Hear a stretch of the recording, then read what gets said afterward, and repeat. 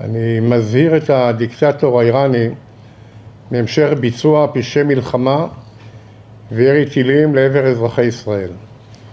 כדאי שיזכור מה עלה בגורלו של הדיקטטור במדינה השכנה לאיראן שהלך בדרך הזאת נגד מדינת ישראל.